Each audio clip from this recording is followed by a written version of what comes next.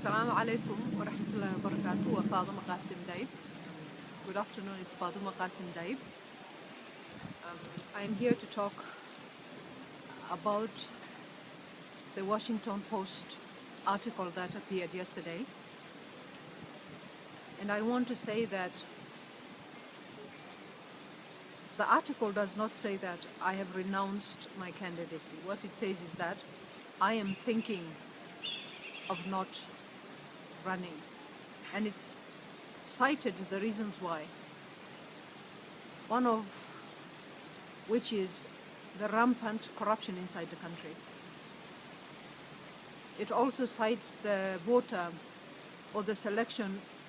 committee which is really causing a lot of problems inside the country, particularly also the Electoral Commission,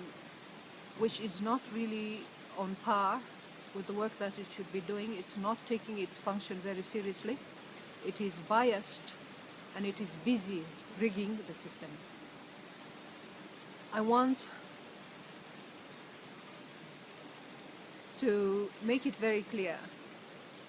that I've not said that I am renouncing my candidacy. I think it is too early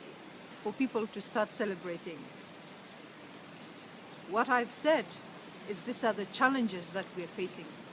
And if we do not address these challenges, if we do not highlight those challenges, then we are really not doing a great service to Somalia and Somalis. I want people to understand the fact that we are competing against a candidate who is also in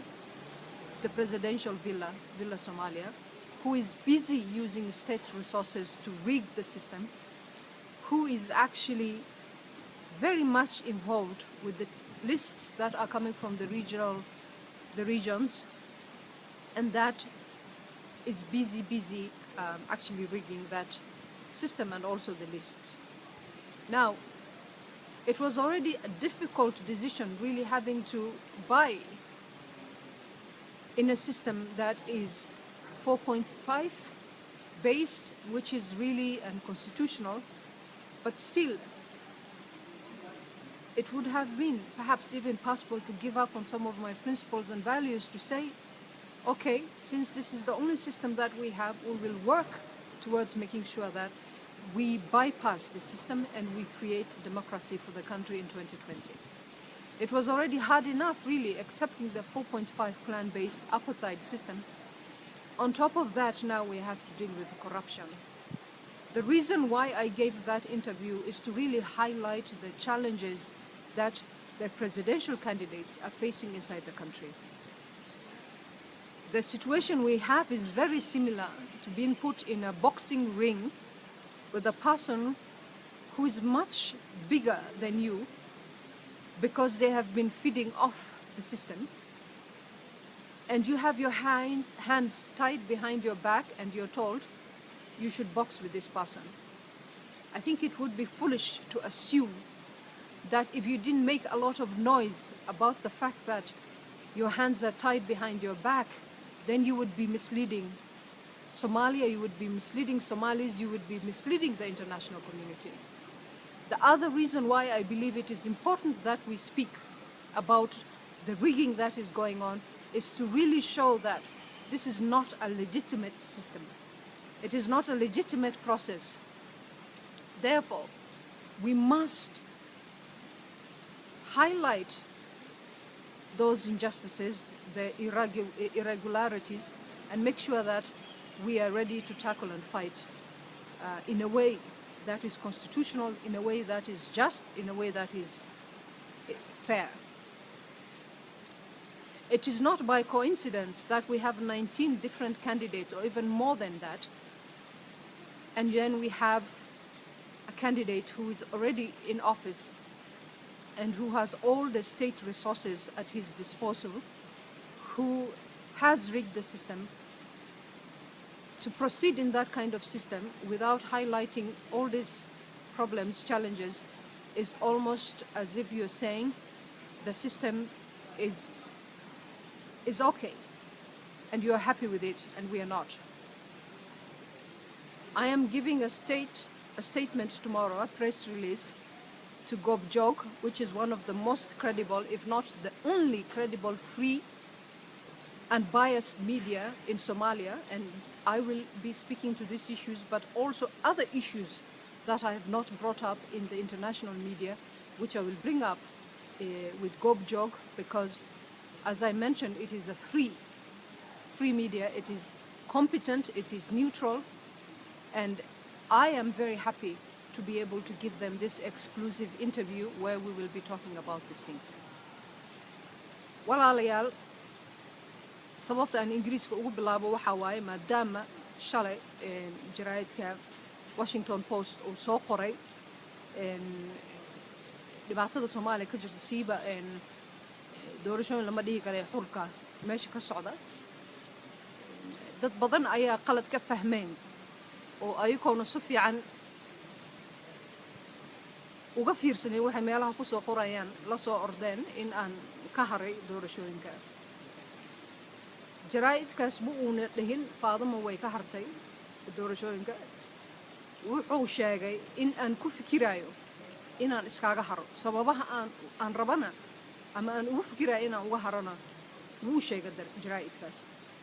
sababta ugu weynna waxa waaye musuqmaasuqa dalka ka jira.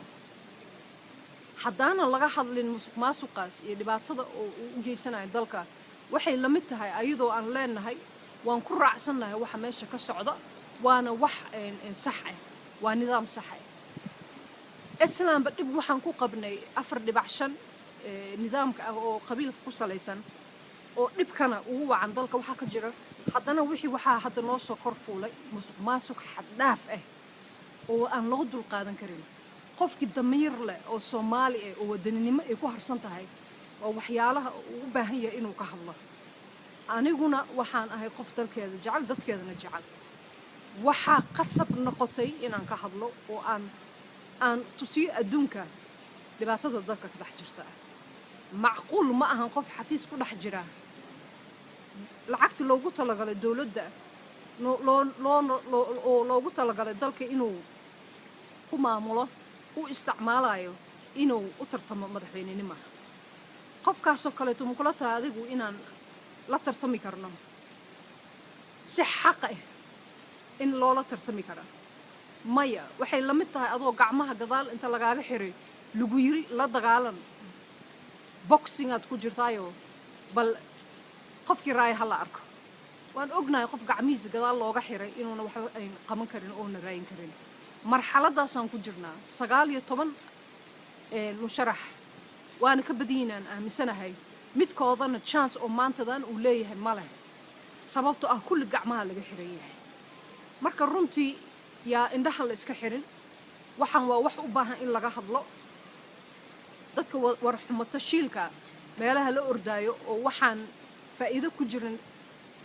jaraa'idkaas inta ka qaatay la ordaayo waxaan rabaa inaan u sheego ha isdhihina inaan ka haray. dagaalku weli waa socdaa. meesha la gaarsiin doonana waan arki doonaa.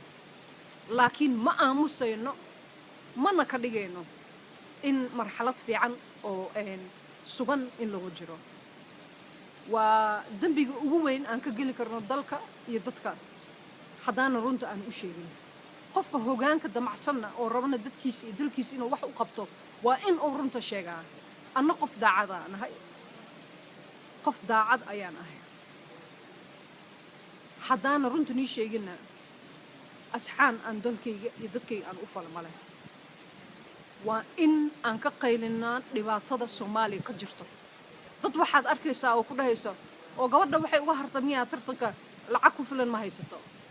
oo adigu haddaad aqli leedahay ma lacag le aad ka fikiraysaa oo hataa haddii lacag lahayo ma waxaad u aragtaa musuqmaasuqu wax fiican inuu yahay oo u baahan in lacag lagu bixiya. marka hataa waxaa runtii aad dareemaysaa inay mucjiso aan ku jirno sababtoo ah dadkii shacabka ku jira qaarkooda haddayba u arkaanba musuqmaasuqu wax caadi inuu yahay oo lacagta la bixinaayaba caadaba ay u arkay ama wax caadi u arka. runtii taasna waxaa waaye wax aad looga danqada. waxaan rabaa qof walba oo Soomaaliya oo i dhageysanaya maanta i arkaya maanta war dadkaada haddaa jeceshahay dalkaada haddaa jeceshahay horumar aad rabtid dalkaas in la gaarsiiyo fadhi ku dirirka ka kaca war xumo tashiilka iska dhaaf dagaalan ka qayli musuqmaasuqa meesha ka jira ka qayli dhibaatada meesha ka jirta ha isku dayin inaad dabooshid ama aad qurxisid jaraa'idkana qaarkooda oo Soomaalida ah oo aad u maleynaysid labada dhuruur la soo siiyay ama qabiil ahaan xasan sheekh ku taageeray waxaan kula talin lahaa ayagana in ay ka fiirsadaan qofka jaraa'idka ka shaqeynaya ama meediyada ku jira waxaa laga rabaa inay ahaadaan dad dalkooda iyo dadkooda u shaqeynaya runtii waxyaalaha aan ku arkay Soomaaliya waxaa waaye meediya badan oo calooshooda u shaqeysanaysa ama dadba la laaluushay ama lacag meel quud ka qaato nolol maalmoodkooda kali ka fikiraya oo aan runtii magaca meediyada si qalada ugu qaraamanayo bari arrimahan iyo wax kale ka badan waan ka hadli doonaa goobjoog ayaana aan siin doonaa wareysigaas goobjoogna waxaan u siinayaa waa halka quwad kali oo dalkaas maantadan madax banaan oo siday tahay oo daacad ah oo sharaf leh oo waliba aqoon ku salaysan warka u bixiya marka runtii waxay ii tahay guul Soomaaliya waxay u tahay sharaf inay dad saas oo kale ay jiraan waxaan rabaa inaan ku soo dhameeyo musuqmaasuqan shala kelima ahayn markaan bilaabo inaan ka hadlo dhowr joor ayaan ka hadlay markii iigu dambeysay waxay ahayd aniga markaan Peace Hotel aan joogay hotelka waxaa ila degan dadka oo doorashooyinka gacanta kula jira gabar ka mid ah anoo Nairobi u soo safray ila soo xiriirtay waxay tir Faadumo walaalay ii caawi anoo commissioner ah oo doorashooyinkaas dadkii ka shaqeynaya ku jira oo aan ahayn ayaa waxaa la isku dayay listigii Somaliland in la fargeliyo oo dad kaleeto aan listigaas ku jirin in la keeno markii gabadhina ay ka qaylisay ay tir waxaan raalli ma ahan hala joojiyo wasiiradda mid ka mid ah inta soo wacay ayuu u cagajuglay wuxuu yiri xamaraan joognaaye xabadan ka qaadisina waa ku dilaya gabadhi waxay dareentay inayna dad haysanin meel ay ka qayliso ama dad ay u qayl dhaamis inayna lahayn way ila soo xiriirtay Soomaalinimeena igu la soo xiriirtay waxay igu tiri walaalay ii caawin dhibaatadaas ay haysatay dhaxdan u dhuuqsaday waan la dagaalamay dhibaatadeeda banaankan soo saaray isla listiga hadda dhibaato ka jirta odayaasha qaar kamid ah waa intii la qabtay oo xabis la geliyay hadda waxaa go'aan laga gaaray odayaashaas in xalana la geeyo sida listigaas loo hubiyo inaana la fargelinin waa halka list ka harsan oo aan ay dawladdan maanta meesha fadhisa xasan sheekh oo awood u waayo oo farax kula galay taas waa inaan ka qaylinaa waa inaan hubinaa in odayaashaas la wada la geeyo xalana si listigaas loo hubiyo inaana la fargelinin marka walaalayaal meesha dhibaato badan ayaa ka socota musuqmaasuq dalka inuu ka jiro horaan u ogaay wax hadda igu cusub aan arkay ma ahan laakiin heerka uu gaaray waa heer laga yaqiiqsado waa u baahan yahay in laga hadlo runtina in laga hortago u baahan yahay mustaqbalkeena dhibaato weyn ayuu noo geysan doonaa dal ahaan marka malihi dadka baarlamaanka u soo socdo kulligooda ama aqalka sare u soo socdo kulligooda inay musuqmaasuq ay ku soo galeen malihi waa laga yaabaa dad oo daacada oo nadiifa inay ku jiraan waxaana rajaynayaa ayagu naftirkooda markay soo galaan baarlamaanka inay qof oo hoggaan caadil ah oo nadiif ah daacada dalka wax u qaban kara dadkana wax u qaban kara inay u codeeyaan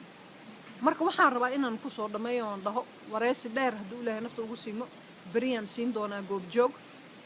waana la socon doontaan waxaana rabaa in aan nii sheego aan nii mahad celiyo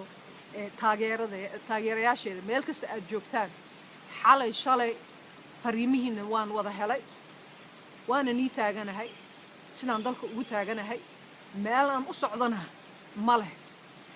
ha iga filinay inaan diyaarad intaan fuulo boorsooyinkayga aqaato maya dalkaygaan u soo shaqo tagay haddaa rabtaan cagujuguleeya qaarkiina waxaa rabtaan sheega wax ay naga qaadayso ma leh marka xafiisna waxaan ka furanayaa xamar midna Nairobi aan ka furanayaa waan joogaa dagaalkaana waa la wadi doonaa afkaygana kama soo bixin inaan tartan ka haray ama aan u tartamayno madaxweynenimada waxa afkayga ka soo baxay waxa waaye cabaad aan ka cabaaday foolxumada dalka ka jirta haddaad Soomaali tihiin damiir aad leedihiin wadaninimo ay nagu harsan tahay ilaahay aad ka baqaysaan oo muslim aad tihiin ka hadla musuqmaasuqa meesha ka jira waxyaalahan kaleeto oo nafta aan lahayn gees inta iska dhigtaan waxa xaqa ah ka hadla ku dhaqaaqa kulligiina waxaan aaminsanahay boqolkiiba 99 in dad daacad aad tihiin aad dadkiina iyo dalkiina aad u danqanaysaan waad aamusantihiin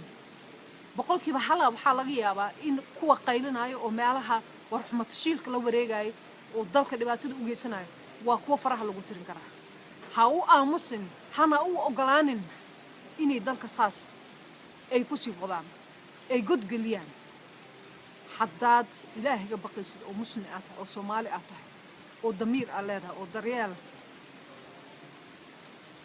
aad tahay qof oo Soomaali oo daacad ah dadkaada u hadal dalkaadana u hadal haddaad u hadlin aad wax u qabanin wax u qabanayo male qof u maqanna male dadkii waxa ka qaban lahaayna u dagaalami lahaayna u hadli lahaayna taageera ku taakuleeya